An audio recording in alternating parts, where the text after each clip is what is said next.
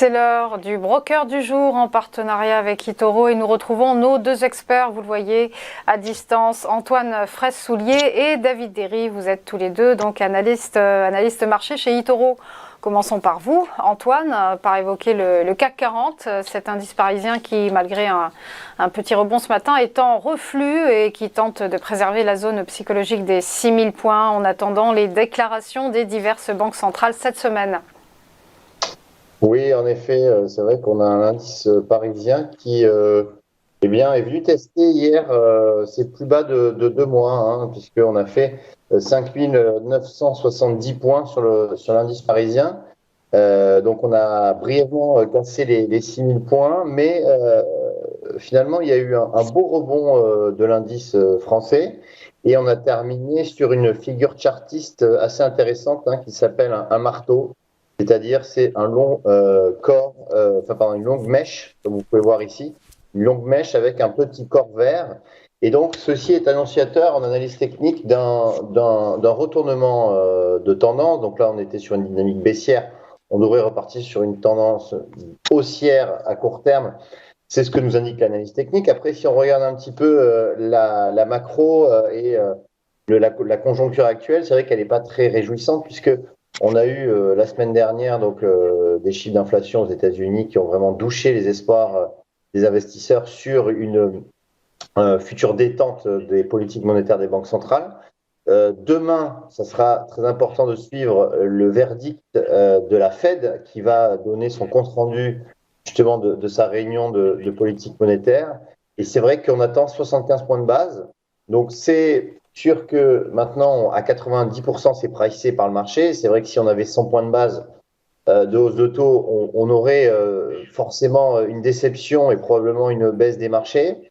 Maintenant, c'est vrai que beaucoup de mauvaises nouvelles sont pricées dans les cours.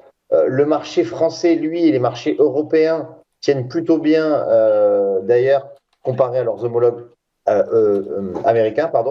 Et donc, finalement, tant qu'on tiendra une seuil psychologique des 6000 points sur le CAC, on pourrait avoir finalement une latéralisation, c'est ce qui se passe depuis plusieurs semaines, et un indice qui évolue entre 6000 et 6400 points. C'est ce qui se passe depuis maintenant plusieurs semaines. Passons à présent à un mariage qui n'aura pas lieu, celui de TF1 et M6, la fusion qui a été avortée par l'autorité de la concurrence et du coup les deux titres ont fortement chuté hier en bourse. Oui, en effet. Alors c'est vrai que on parlait de ce projet de fusion entre les deux plus gros opérateurs audiovisuels français. Juste pour rappel, donc TF1 est une filiale de Bouygues et M6 est une filiale de Bertelsmann, un groupe allemand. Et l'opération prévoyait donc que Bouygues prenne le contrôle du nouvel ensemble avec une participation de 30%, tandis que Bertelsmann, lui, devait avoir une participation de 16%.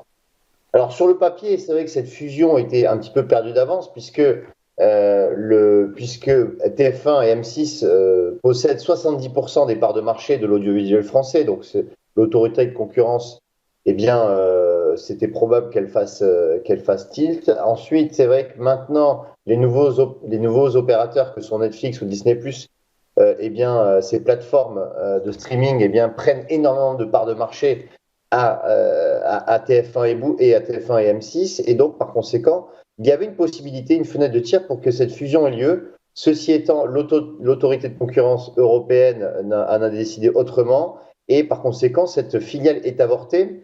Alors, ça pose pas mal de problèmes pour M6 notamment, dont la situation semble très urgente. C'est vrai qu'en bourse, la valeur M6 a perdu 35% depuis cette annonce de projet de fusion en mai 2021.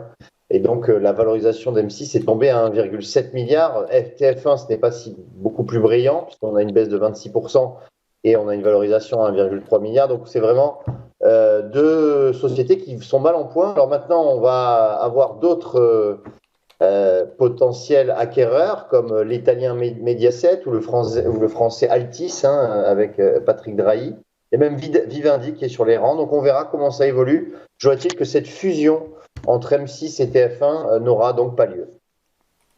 On va poursuivre avec AXA. C'est un titre qui résiste bien à la baisse des marchés. Il progresse de 1,5% la semaine dernière.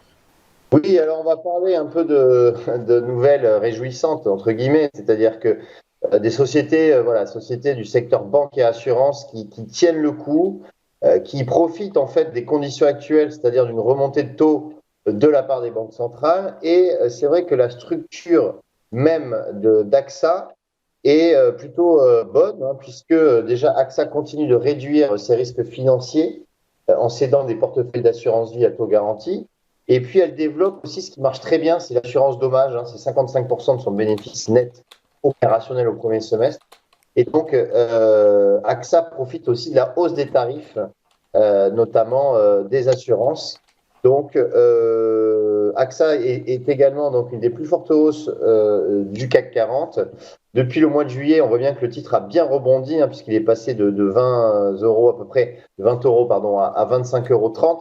Et surtout, pendant la chute des marchés, le titre a bien résisté. On voit qu'aujourd'hui, ça rebondit bien. Donc, on a un titre qui est assez solide sur la côte parisienne.